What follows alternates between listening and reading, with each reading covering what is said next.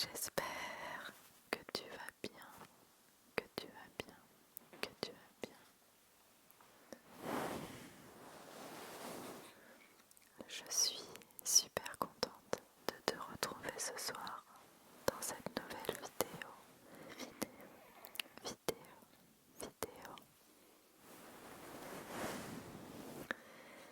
Avant de commencer cette vidéo, je voulais te préciser que si tu entends quelques petits bruits, c'est que j'ai mon fils juste à côté de moi, certainement que tu l'entends. Il est semi-éveillé, endormi, mais j'avais très envie de filmer cette vidéo du coup. Désolée si tu entends un petit bébé, il est juste à côté de moi.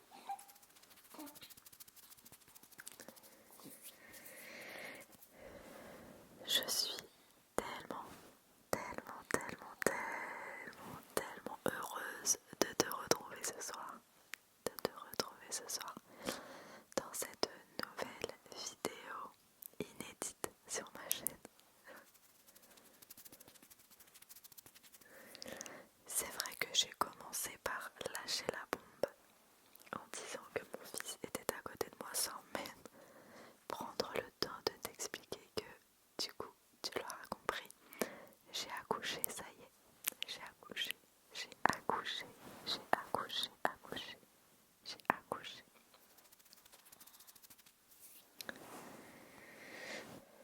Ça fait maintenant 3 semaines que mon fils est né.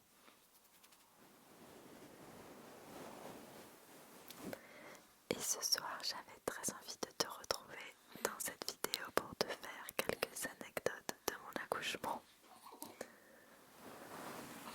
Parce que j'ai beaucoup de choses à dire. Petit disclaimer, il n'y aura pas de sujets très sensibles qui seront abordés sur cette vidéo si jamais tu es quelqu'un d'hypocondriaque.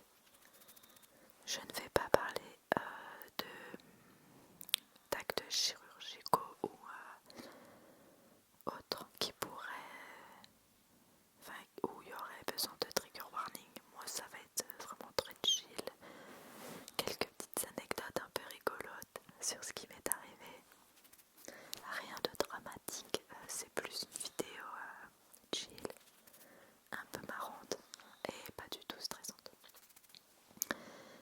Aussi si tu entends un souffle régulé, c'est que j'ai ma chienne, ma petite Spitz qui est à mes pieds et qui commence déjà à dormir. Donc voilà, désolée, cette vidéo elle est un petit peu...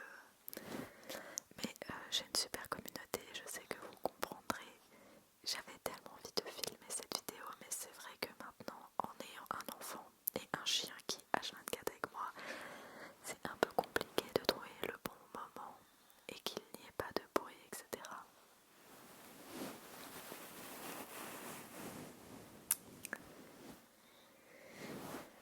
En tout cas, je suis super contente d'être là. J'espère sincèrement que toi, tout va bien. Ça fait une éternité que je n'ai pas filmé de vidéo et que je n'ai pas eu de vos nouvelles en commentaire.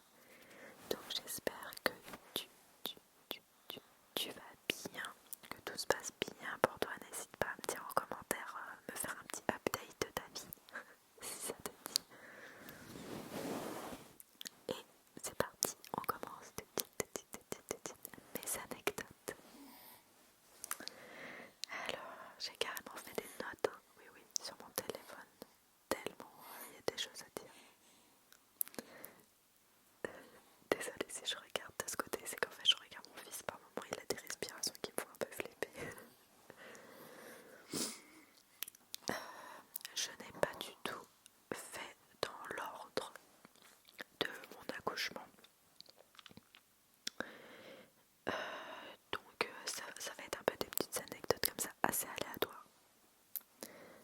Alors, la première petite anecdote, c'est que pour mon petit garçon, j'ai accouché dans un CHU.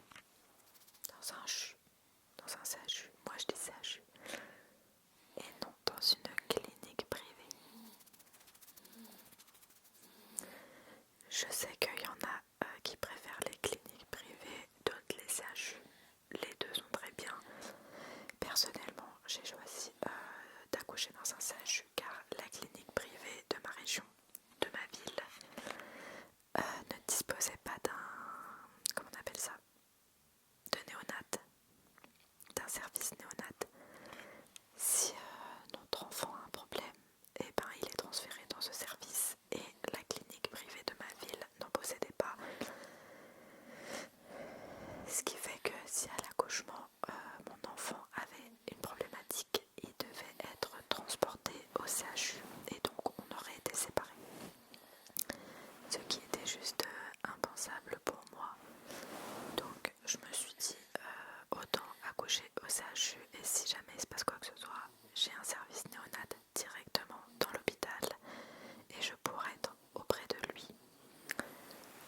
sachant que l'hôpital dans lequel j'ai accouché est secteur 3 et donc c'est le meilleur secteur numéro 3 pour les accouchements. Et effectivement, puisque franchement c'était un super séjour, je sais pas si on peut dire ça, mais j'ai été hyper bien encadrée par le corps médical et j'en garde vraiment un bon souvenir. Les locaux, les locaux étaient hyper propres, tout ce qui est laiterie, etc. On voyait que c'était récent quoi. Je suis désolée s'il y a un petit peu de bruit. J'espère que vous m'en voudrez pas et que vous ne lui en voudrez pas.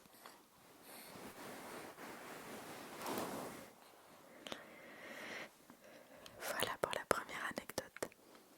Et croyez-moi, je pense que c'est l'une des plus soft. Parce qu'après, alors j'ai pas fait dans l'ordre, hein, mais il y en a, elles sont plus, comment dire, anecdote plus quoi. Ensuite, donc je vais les cocher au fur et à mesure pour éviter de vous dire 50 000 fois la même chose. Alors, lorsque je suis arrivée à la maternité, j'étais à 2 de Gaulle. Je sais pas si ça parlera à certains, certainement que oui, d'autres non, c'est pas très grave. C'est juste que du coup, à 2, on commence à être ouverte pour l'arrivée de bébé et qu'il faut être à 10 pour pouvoir accoucher. La deuxième anecdote, c'est que donc j'arrive à la maternité, on m'examine, j'ai des contractions, je suis à 2 de Gaulle. On décide de me garder à la maternité parce qu'il s'avère que j'avais des contractions qui étaient déjà très douloureuses malgré que je sois qu'à 2 et que je gère très bien la douleur, mais soit elles sont douloureuses donc ils décident de me garder. Je suis désolée si je parle assez condensé, mais en fait je sais que je peux pas tourner cette vidéo trop longtemps parce que mon bébé risque de se réveiller et je pourrais plus filmer, et aussi parce que j'ai beaucoup de choses à dire et que si j'accélère pas un peu le tempo, j'ai peur de pas avoir le temps de tout vous dire. Donc je suis à 2 de Gaulle, je souffre, la maternité décide de me garder. On me fait prendre un bain dans une salle physiologique, salle nature. J'y reste pendant 1 heure et demie. Et au bout de... je suis arrivée à la maternité, il était 14 h de l'après-midi. Je vais pas vous faire de récit d'accouchement parce que je trouve ça trop personnel et que j'ai envie de le garder pour moi, mais je vais vous donner vraiment quelques petites bribes de détails, histoire quand même que vous compreniez. Donc je suis arrivée à la maternité, il était 14 h. On m'a mis en salle nature dans un bain pour détendre mes contractions pendant 1 h 30. J'y suis ressortie à 15 h 30. Et jusqu'à 21 h 30, j'avais des contractions par moment, puis ça s'arrêtait. J'ai eu une sage-femme qui s'occupait de moi, qui vient me voir à 21 h 30 et qui me dit écoutez, je suis désolée mais vous êtes toujours à 2 de Gaulle, vous n'avez quasiment plus de contractions donc on va pas pouvoir vous garder à la maternité, il va falloir que vous rentriez chez vous. C'est des contractions de faux travail et du coup on peut pas vous garder parce que j'étais dans une salle d'accouchement et si jamais il y avait quelqu'un qui arrivait, pas forcément priorité à la femme qui accouche réellement,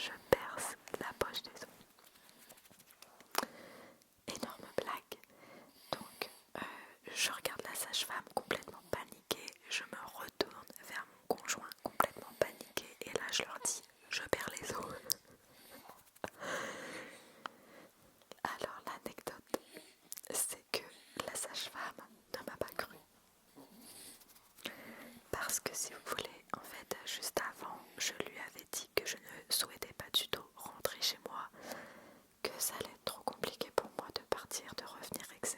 Et que je voulais pas partir de la maternité. Donc, quand je lui ai dit je perds les os, la sage-femme a cru que je faisais exprès de me faire pipi dessus. Oui, oui, pipi dessus, pour pouvoir rester à la maternité. Là, du coup, elle me dit, eh ben, réinstallez-vous sur sur le fameux lit, et je vais regarder si vous avez bien percé la poche des os. Donc elle me déshabille, et là elle me dit, ah oui, effectivement, je confirme, vous avez percé la poche des os. Elle m'expliquait que ça ne lui était jamais arrivé de retirer un cathéter à une femme enceinte et que la seconde qui suit, elle perd les os. Pour celles et ceux qui ne le savent pas, si jamais toi tu ne le sais pas, lorsqu'on perce la poche des os et que tout le liquide amniotique tombe, il faut savoir qu'on ne peut plus rentrer chez nous, on n'a plus le droit de quitter la maternité. Et là tu vas me dire, pourquoi on peut pas quitter la maternité, comment ça? Tout simplement parce que le bébé est dans le liquide amniotique et quand il est dans ce liquide, il est protégé des bactéries, etc., des potentielles infections. Quand tu perces cette fameuse poche des os, ton bébé n'est plus protégé entre toi et les bactéries que tu peux avoir. Et à partir de ce moment-là, il y a un risque infectieux pour ton enfant. Donc, tu n'as plus le droit de quitter la maternité puisque à partir du moment où tu perces la poche, on te perfuse des antibiotiques pour te protéger. Une chose que je ne savais pas sur le liquide amniotique et que j'ai appris lorsque j'ai accouché, c'est que la poche des os, le liquide amniotique, c'est pas juste une poche qui se perce, tout le liquide sort et c'est fini. Ce que je ne savais pas, c'est qu'en fait, ça se régénère. Ça se régénère donc en continu. Tu perds les os en continu. Bon, mon conjoint vient de venir récupérer notre fils parce qu'il commençait à pleurer, à s'énerver, donc c'était pas possible. Donc pour en revenir à ce que je disais, j'étais pas au courant, mais du coup le liquide amniotique se régénère et en fait vous êtes dans une piscine municipale H24. C'est extrêmement déstabilisant parce qu'en fait ça fait vraiment du liquide en assez grosse quantité qui tombe, comme si vous vous faisiez pipi dessus H24. Vous avez des alaises et des énormes couches à disposition et j'ai mis personnellement plus de 48 heures à accoucher, donc j'ai été dans une piscine municipale de liquide amniotique pendant 2 jours. Joie et bonheur. Mais bon, voilà pour cette deuxième anecdote. J'essaye de donner des détails mais de ne pas rentrer trop dans les détails non plus parce que la vidéo va durer 3 plombs en fait. Donc celle-ci c'est bon, c'est fait. Troisième anecdote, j'ai accouché 8 jours avant mon terme, 8 jours avant mon terme, soit à 40 semaines aménorrhées plus 1 jour. Je sais même pas combien d'anecdotes j'ai à vous dire, je les ai juste écrites, je les ai pas comptées. Il n'y avait pas d'importance. Donc, la quatrième anecdote, c'est que, comme je vous le disais juste avant, j'ai mis plus de 48 heures à accoucher, malgré que j'ai eu ma perte des os en fait quelques heures après mon arrivée à l'hôpital. Et bien, malheureusement pour moi, le travail ne s'est pas lancé. J'avais des contractions mais mon col ne bougeait pas, donc j'ai été hospitalisée pendant 2 à 3 jours, enfin 2 jours avant d'accoucher.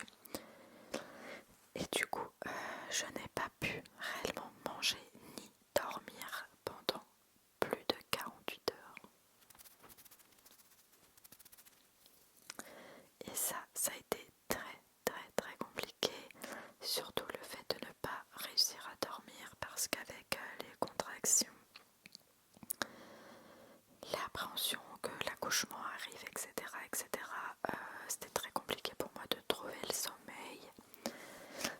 Mais le fait de ne pas manger ça, par contre, ça m'a pas tellement atteinte parce qu'on est tellement dans l'euphorie du moment que manger, ça devient vraiment très secondaire. J'aurais préféré beaucoup plus dormir que manger. Mais voilà, ça c'est ma quatrième anecdote, c'est que pendant 48 heures, j'ai quasi pas fermé l'œil et j'ai quasi rien mangé. Et je peux vous dire que quand vous devez enchaîner après l'accouchement, bah, c'est quand même... faut y aller quoi. J'ai un truc qui me vient en tête, du coup je le note et je vais tout de suite vous en parler. Mais tac, pas dormir, manger pendant 48 heures, ça c'est dit. Sachant que j'ai accouché pendant 45 minutes, 45 minutes, 45 minutes, 45 minutes. J'ai poussé 45 minutes. Voilà. Ce qui est assez énorme. En moyenne, c'est un petit peu moins. Mais moi, mon fils était très haut. Il était sur mes côtes. Il était très grand. Il était très en hauteur. Donc, bah, voilà, j'ai dû pousser 45 minutes pour le descendre et réussir à faire un accouchement en voix basse. Donc là, vous avez même deux anecdotes en une. J'ai eu un accouchement en voix basse et j'ai poussé pendant 45 minutes.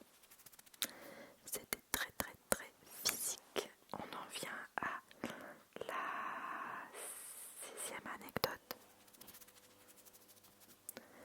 J'ai eu d'énormes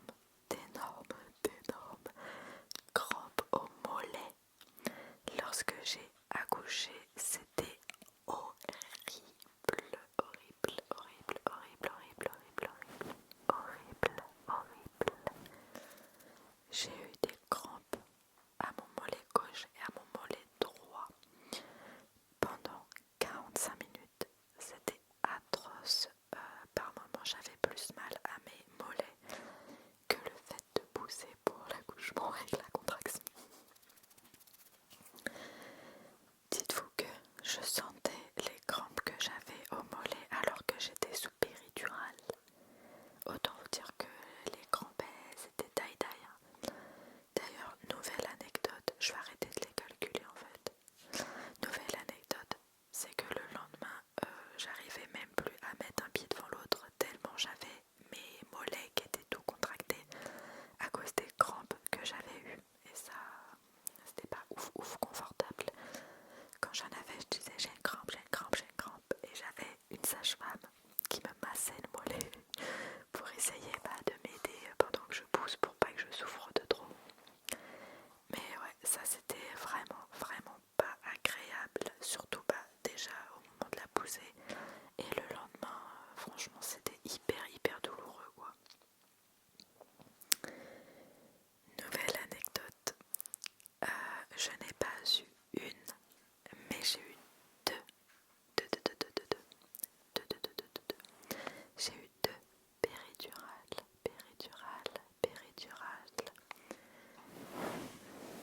Petite précision, si jamais tu ne sais pas ce qu'est une péridurale, c'est un produit qui t'est transfusé. Je sais pas quel terme autre que dire transfusé, mais c'est pas le bon terme, qui t'est injecté pour que tu puisses, comme une anesthésie en fait, c'est une anesthésie qui va jusqu'au milieu de ton ventre, jusqu'au bout de tes pieds et qui te permet de soulager les douleurs des contractions. Donc voilà, tout le monde ne souhaite pas en avoir recours. Moi personnellement j'étais péridurale. Dès le début je savais que je voulais la péridurale, je voulais pas du tout souffrir pendant mon accouchement. Donc c'était péridurale et il s'avère que j'ai pu poser ma péridurale. Il était 15 heures, donc 48 heures plus tard que quand j'ai perdu les os.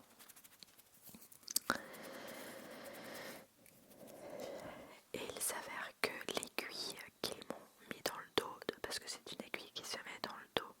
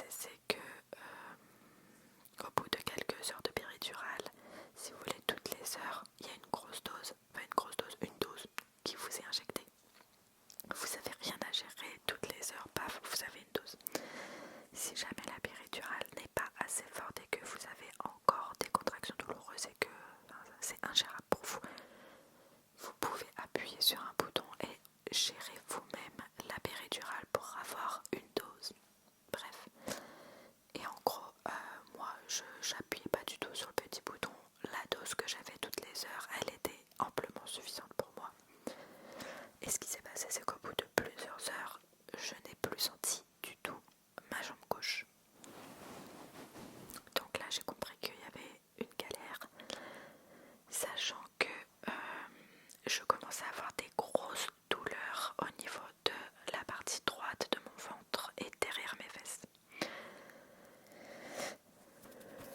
J'ai pas besoin d'avoir fait bac plus 12 pour comprendre que la péridurale va pas et que j'ai toute la dose dans la jambe gauche, dans ma partie gauche, mais que dans la droite, j'ai quasiment pas de péridurale, ce qui fait que quand j'ai une contraction, je sentais rien sur le côté gauche. Par contre, je sentais tout du côté droit et là, c'était horrible.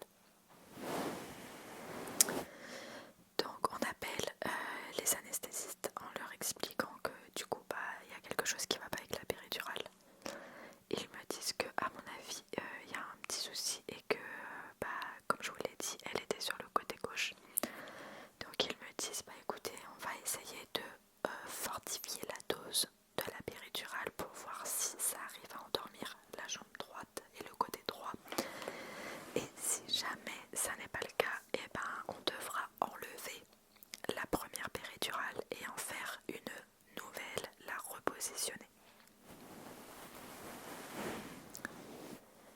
Moi, au bout du rouleau, je me disais juste pas possible qu'on m'enlève à nouveau la péridurale pour me la remettre parce que du coup, j'avais à nouveau des contractions très très très douloureuses et je me suis dit, ça veut dire qu'il faut que je me rassoie, que je me mette en position, etc., qu'on me repique, l'angoisse. Même si, heureusement pour moi, je ne suis pas phobique des aiguilles. Donc, pendant 1 heure à 1 heure et demie, l'anesthésiste m'envoie des doses de cheval, clairement, en péridurale pour essayer de m'anesthésier les 2 jambes et que je ne souffre plus et qu'on n'ait pas besoin de me réenlever la péridurale. Bon, du coup, tu l'aurais compris au début de l'anecdote, ça a été un gros fail. Voilà, ça n'a pas du tout fonctionné. En plus, du coup, pendant 1 heure et demie, en plus, j'ai eu mal puisque ça a changé absolument rien. J'avais toujours des contractions dans le côté droit mais pas dans le côté gauche. Et le fait qu'il ait mis des doses de cheval, c'est pour le coup que là, ma jambe gauche, je ne sentais plus rien du tout. Vraiment, j'avais l'impression d'avoir une jambe morte. C'était très très très très très angoissant pour ma part. J'arrivais plus du tout à la soulever, etc. J'avais l'impression d'avoir un poids mort au niveau de ma jambe. Donc au bout de 1 heure et demie, les 2 anesthésistes reviennent dans la salle et ils m'enlèvent et me remettent une seconde péridurale. Voilà. Donc, petite anecdote de mon accouchement, je n'ai pas eu une, mais 2 péridurales. Péridurale, péridurale, péridurale, péridurale. Et après, je vous rassure, ça a été nickel. Et je me suis dit, finalement, si j'avais su, je pense que j'aurais pas attendu et eu les fameuses doses de cheval qui m'ont mis. Je me serais économisé 1 heure et demie et je leur aurais demandé direct de me l'enlever et me la reposer. Parce qu'au final, tout de suite quand ils me la reposaient, genre 15 minutes, 15 à 30 minutes après, j'avais à nouveau vraiment l'anesthésie qui allait dans le côté droit et ça m'a tellement soulagée que je me suis dit j'aurais dû direct dire enlevez-la moi et reposez-la moi quoi. Mais bon, c'était ma première grossesse, mon premier accouchement, donc on ne sait pas tout. Mais voilà, si je devais avoir une deuxième grossesse et que ça devait m'arriver à nouveau, je dirais direct enlevez-la moi, reposez-la moi. Sachez que c'est des choses qui arrivent mais qui globalement sont assez rares. Moi là, quand j'ai accouché 15 jours, il y a 1 semaine et demie, je suis allée voir un ostéopathe parce que j'ai des petites douleurs et quand il m'a regardé il m'a dit mais vous avez une petite scoliose et ça pourrait expliquer pourquoi l'aiguille n'a pas été directe tout droite et qu'elle a bifurqué, voilà. Donc ou alors c'est juste l'anesthésiste qui avait trop bu. Non, je plaisante. Je plaisante, je plaisante. Avant-dernière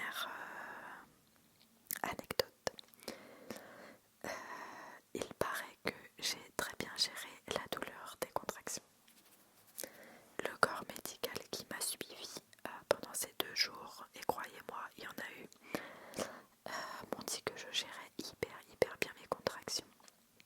Et en fait, si j'aurais un conseil à donner à une potentielle future maman, ce serait de vraiment bien gérer sa respiration, de bien faire des grandes respirations. On inspire, on inspire, on inspire. Quand la vague de la contraction monte, et j'expire tout au long. J'inspire, j'expire, j'inspire, j'expire. Et pour m'aider à gérer en plus la douleur, ce que j'avais fait personnellement, c'est que j'avais pris un peigne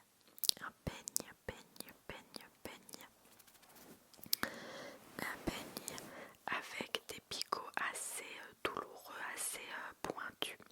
Et en fait, je serrais le peigne en même temps que je faisais mes exercices de respiration. En fait, je serrais le peigne parce que ce qui se passe, c'est que le cerveau va se concentrer sur la douleur vive instantanée, soit du coup celle que vous avez dans la main avec le peigne, plutôt que sur la contraction. Et ça, le peigne, ça m'a beaucoup aidé pendant mes contractions. Voilà, avec la respiration.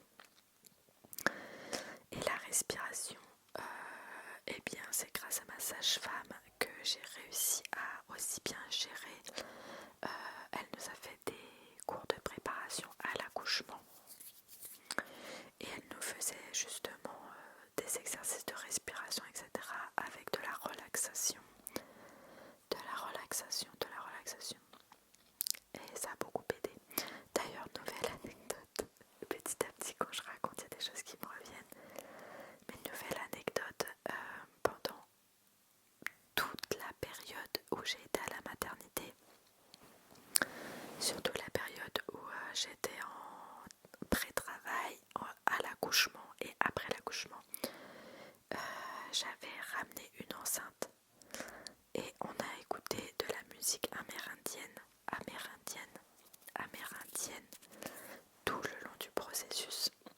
Si jamais tu ne sais pas ce que c'est de la musique amérindienne, je te laisse aller écouter sur YouTube, mais globalement c'est des vidéos avec de la flûte, des bruits de cours d'eau, des oiseaux qui chantent, des bruits de feuilles, c'est des sons très nature, ouais, le bruit d'un ruisseau qui coule, c'est de la musique vraiment très nature. Et je peux vous dire que quand vous souffrez pendant les contractions et que vous devez justement gérer votre souffle, bien respirer, etc., écouter de la musique comme ça aide énormément à garder le cap et à ne pas se laisser submerger par la douleur, parce que dès lors que vous vous laissez submerger par la douleur, c'est très compliqué de reprendre après le rythme. Là, moi j'ai fait combo peigne, musique amérindienne, gestion du souffle, et quand j'en avais besoin, j'avais aussi une balle anti-stress que je compressais au lieu d'arracher la main de mon copain. Mais voilà, je dirais pas que mes conseils sont les meilleurs. Je vous dis personnellement ce qui a marché pour moi. Et si jamais ça peut aider l'une d'entre vous, eh bien ça serait super. Et je vais faire ma dernière anecdote parce que j'ai l'impression que cette vidéo va durer une plombe. Au moins je reviens avec une vidéo voilà, qui dure un petit peu. Ça c'est plutôt une fun fact, mais c'est aussi une anecdote. C'est qu'avec mon conjoint, on a filmé, vlogué mon accouchement et enfin toute la période de l'accouchement. On a filmé dès lors qu'on est arrivé à la maternité.